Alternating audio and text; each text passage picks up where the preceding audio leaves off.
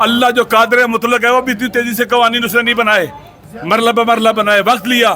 یہ ایسے آتے ہیں جیسے طوفان آندھی آتی ہے، تباہ کن آندھی جو ہر چیز کو تباہ کرتی ہے. یہ جو قانون سازی کے طریقے ہیں، ان کی انٹینشن سب کچھ پاکستان سے دوستی نہیں ہے، پاکستان کے نیشنل انٹرسٹ کے اوپر کاری ضرب اور وار ہے، پاکستان کی نیشنل سیکورٹی پر وار ہے. یہ جناب 5 سال کی ایکسٹینشن آپ دے رہے ہیں، کیوں ایسے ہو رہا ہے؟ کیا جو 3 سال جن کے پاس سے انہوں نے کشمیر فتح کر لیا ہے، کیا پاکستان کے اندر امن لے کے آگے ہیں؟ ایسے نہیں ہو سکتا. پاکستان کے عوام کے فائدے میں قوانین بننے چاہیے یا مخصوص طاقتور طبقے کے فائدے میں قوانین بنا رہے ہیں؟ اللہ کی لاٹھی بڑی بے آواز ہے. پاکستان کے عوام دیکھ رہے ہیں، یہ پارلیمنٹ پاکستان کے عوام کے لیے کام نہیں کر رہی، یہ سینٹ پاکستان کے عوام کے دکھ درد بانٹنے کے لیے کام نہیں کر رہی، یہ طاقتوروں کے لیے کام کر رہی ہے.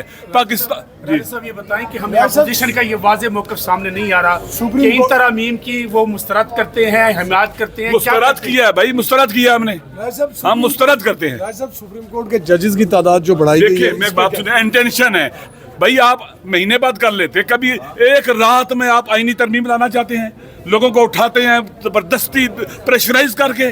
اس طرح سے زبردستی سے کوئی طلاق بھی دینا اسلام میں اس کی طلاق نہیں ہوتی. اسلام دین آپ کہتے ہیں قرآن و سنت سپریم ہے، حاکمیت اعلیٰ اللہ کی ہے، یعنی کیا اللہ کے دیے ہوئے قرآن اور سنت کے مطابق ایسے قانون سازی ہوتی ہے؟ اس طرح کے قوانین بنائے جاتے ہیں؟ یہ بالکل غلط طریقہ ہے، اور نہ قرآن اس کی طرح سے اجازت دیتا ہے، نہ دین اور اسلام اجازت دیتا ہے، نہ چونکہ یہ لوگ ان کی عوام میں فوٹنگ نہیں ہے، عوام میں ان کی حمایت نہیں ہے. یہ بس پاورفل جو طبقے ہیں ان کے ہاتھوں میں کھیلتے ہیں، کیونکہ ان کے اندر جو بھی ان کی پاور ہے، جو بھی ان کے اندر جو سلیکشن ہوئی ہے وہاں سے ہوئی ہے. اس لیے پاکستان کے عوام دیکھ رہے ہیں، پاکستان کے جوان دیکھ رہے ہیں، پاکستان کے غریب پسا ہوا کچلا ہوا طبقہ دیکھ رہے ہیں. جب یہ طاقتور لوگوں کے لیے کام کرتے ہیں تو سیکنڈز میں قانون بناتے ہیں، اور عوام کے فائدے کے لیے یہ ٹس مس نہیں ہوتے. یہ لٹیرے ہیں، ڈاکو ہیں جو اس طرح کے کام کرتے ہیں، رازن ہیں یہ. لہذا عوام کے حقوق پر ڈاکہ ڈالنا رازن. آپ دیکھیں یہ جو آئینی ترامیم انہوں نے کی ہیں یا یہ بل پر عوام میں لے جائیں، عوام جوتے کی نوک پر ان کو رکھیں گے، کبھی بھی عوام اس کا ساتھ نہیں دیں گے. لے جائیں عوام میں، کسی ایک شہر میں ریفرینڈم کرا لیں. یہ پاکستان کے عوام دیکھ رہے ہیں، وہ اندھے نہیں ہیں، بہرے نہیں ہیں. اسی لیے ہر روز یہ پاکستان کے عوام کی نگاہوں میں گر رہے ہیں یہ. اور انشاءاللہ ایک دن آئے گا اس وطن پر عوام کے الیکٹڈ نمائندے حکومت کریں گے جو قرآن و سنت کے مطابق ہوں گے، اور ایسی قانون سازیاں نہیں کریں گے جس سے پاکستان کی سالمیت کو. انڈیا کا آرمی چیف 3 سال رہتا ہے، 1.5 ارب کے قریب آبادی ہے. پاکستان میں آپ چیفز کی کیوں 5 سال کر رہے ہیں؟ کیا اس کے پیچھے حکمت ہے؟ کیا اس کے پیچھے وہ فلسفہ ہے؟ کیا اس کی دلیل ہے؟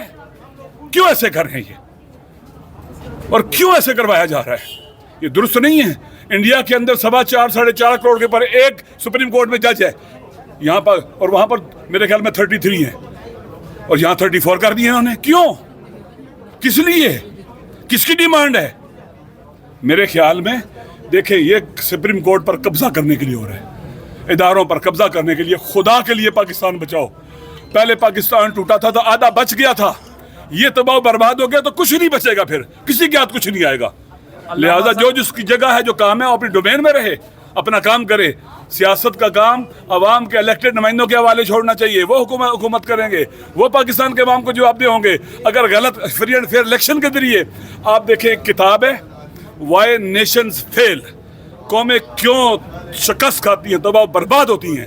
ان کے سیاسی سسٹم کمزور ہوتے ہیں، جب وہ اپنے عوام کو جواب دہ نہیں ہوتے. لہٰذا سیاسی سسٹم کمزور ہوتے ہیں، عوام کو جواب نہیں دیتے، پھر معاشی سسٹم ہی تباہ برباد ہوتا ہے. کوئی یقین ہی نہیں کرتا. اس طرح کی قانون سازی کرنے سے پاکستان کے اوپر کوئی بار میں یقین کرے گا، یہاں پر آگے انویسٹمنٹ کرے گا جہاں سیکنڈز کے اندر 3 منٹ کے اندر کئی قانون پاس ہو جاتے ہیں. کوئی اعتبار ہی نہیں ہے، ٹرسٹ ہی نہیں ہے پاکستان کے اوپر لوگوں کا. علامہ صاحب آپ جیسا ایک طاقتور سینیٹر بے بس ہے، عوام سے کیا توقع ہے اور کیا اسٹریٹجی ہے؟ لانگ مارچ کرنا آپ پارلیمنٹ، عوام اپنے حق کے لیے اٹھنا ہوگا. عوام کو یہ سارے راستے بند کر رہے ہیں، ہو گئے ہر راستے بند کر رہے ہیں. عوام کے پاس کون سا راستہ ہے؟ پاکستان کے عوام کے پاس پھر یہی راستہ ہوگا کہ اس فاسد نظام کو گرائیں اور ایسا نظام لے کے جو پاکستان کے عوام کا نمائندہ نظام ہو. کا اگلا لائمل کیا ہے اس بل کے؟ ہم اس کے خلاف ہیں انشاءاللہ العزیز. عوام تک جائیں گے، جو بھی راستے قانونی ہیں جو آئین میں بتلایا اس پر چلیں گے، جب تک عوام کا آئین اور قانون پر اعتماد ہے. جب نہ رہا تو پھر वही रास्ते होते हैं जो आवाम को में उठती हैं और फासिद निज़ाम को उठा देती हैं, पड़े उठा के फेंकती हैं। सुप्रीम कोर्ट के पास क्या इख्तियारात रह गए सर?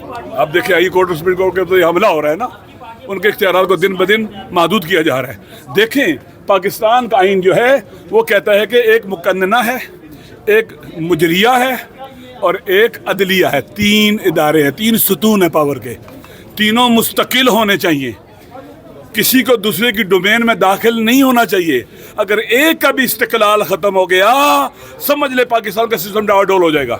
और यहाँ पर एक सुतून, आम सुतून को ख़त्म किया जा रहा है, कमज़ोर किया जा रहा है, लिहाजा ये बोझ उठा लेंगे पाकिस्तान का। अब लॉन्ग मार्च धरना करने जा रहे हैं कोई? देखें भाई अभी लॉन्ग मार्च धरने की बात नहीं है, अभी कानूनी रास्ते जो है वो अपनाए जाएंगे और जब अपोजिशन पार्टी मिलकर फैसला करेंगी कि इसका मुकाबला कैसे करना है। वोट जाएंगे इसके खिलाफ अल्लामा साहब? गवर्नमेंट हाउस से आपसे मुखातिब हैं।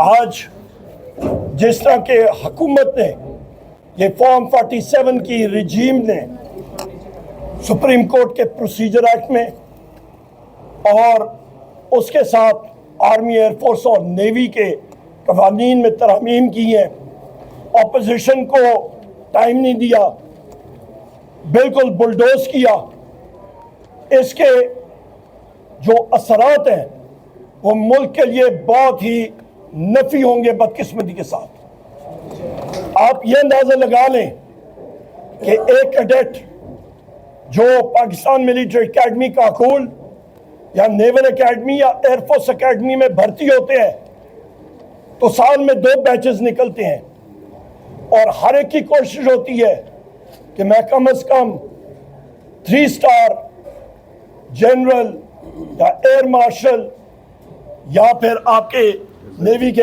एडमिरल बनूं। इस वक्त ये तोसी करनी 3 साल से 5 साल तक बहुत सारे अफसरान का हक इससे महरूम होगा। दूसरी अहम बात कि मुल्क की और दुनिया की जो टेक्नोलॉजी होती है वो बहुत जल्दी से चेंज होती है, तब्दील होती है। जो सरबरान मुसल्लह अफवाज होते हैं उनका और उनके नीचे जो कमांडर्स हैं उनके दरमियान कमराडरी होनी चाहिए, वो गैप ज़्यादा बड़ा नहीं होना चाहिए, क्लोज होने चाहिए, उनकी थिंकिंग प्रोसेस होनी चाहिए साफ सुथरी। लिहाजा हुकूमत ने जो फॉर्म 47 की शहबाज शरीफ की रिजीम है, इन्होंने जो इस वक्त मुसल्लह अफवाज के सरबराहान के दौरे नौकरी में जो तोसी की है, इंडिविजुअल्स को साइड पे, इनफरादी तौर पे उनको साइड पे रखें, पर ये मुल्क के लिए और मुसल्लह अफवाज के लिए कोई अच्छी चीज़ नहीं है।